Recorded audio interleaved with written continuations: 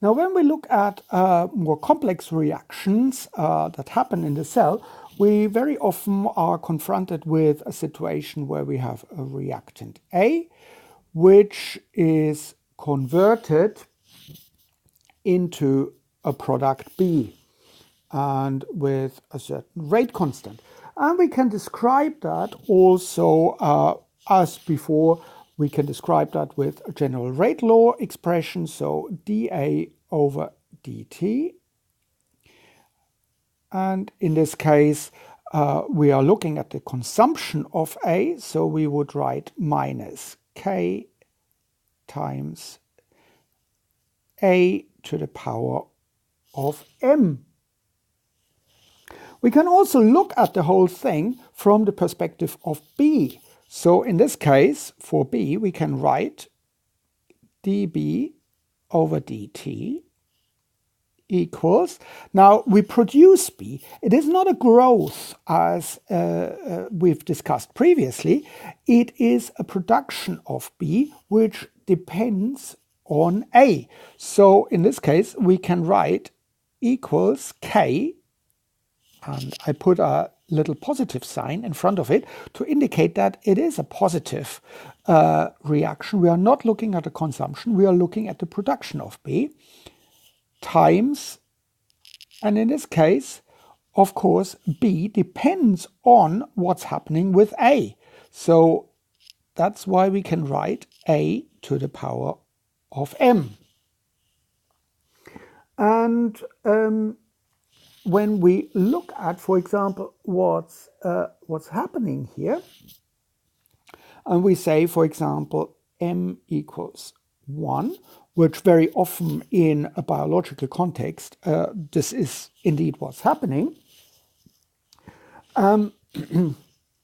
we would find, say, we can express the disappearance of A, so we can use this as a first order reaction, and we can say the concentration of A at the time T equals the concentration of A that we had initially times e to the power of minus k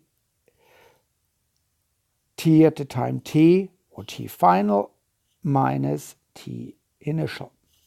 So that is something that we have done before, and that's not terribly exciting. It just describes how fast A, for example, would disappear. So here we have time, and here we have our concentration of A, concentration, and we would find something like that when we look at A. But actually, what happens now when we look at B?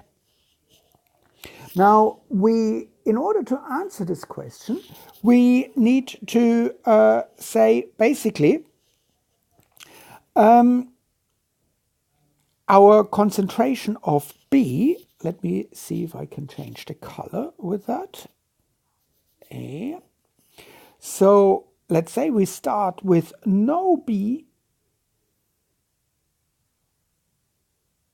we would get something like that for B.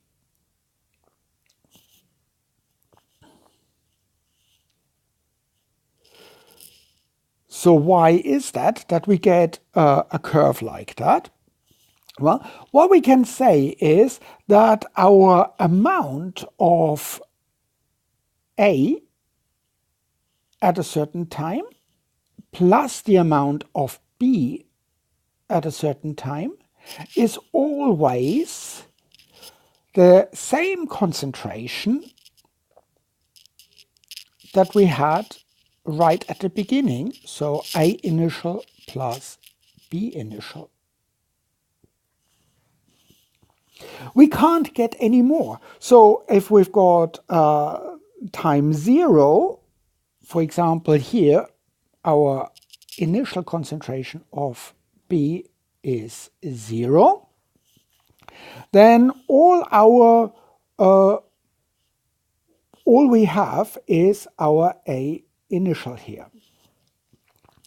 If we then move on, we reduce the amount of A that we have. So I indicate that like that. And at the same time, we increase the amount of B. But if we look at a given time, let's say at this time here we have A at the time t, and here we have B at the time t. The sum will always be what we had at the beginning, and in this case it would be A initial. So with this knowledge, what we can do is we can say, right, we can say A at the time t plus B at the time t equals our starting concentration of A, that's our A initial, if we say that we have no B present at the beginning of the reaction. So what would be our concentration of B at a certain time? So we just, or what we need to do is we need to rearrange this equation and bring AT to the other side. So we have A initial minus AT. So that gives us our B at a given time t, and we can see that. So we have here our A initial, and if we subtract our A at the time t, we will get our BT. Now, we also know that this AT, we've just calculated that, we have this here, and we can express AT with this equation. So we would have A initial minus, and we said AT equals A initial times E minus K times T at the time t minus T initial. And we can factor out A initial, so we would have A initial times 1 minus E minus K T at the time t minus T initial. And that actually gives us the equation for B. That is here this red line. So that is this red line,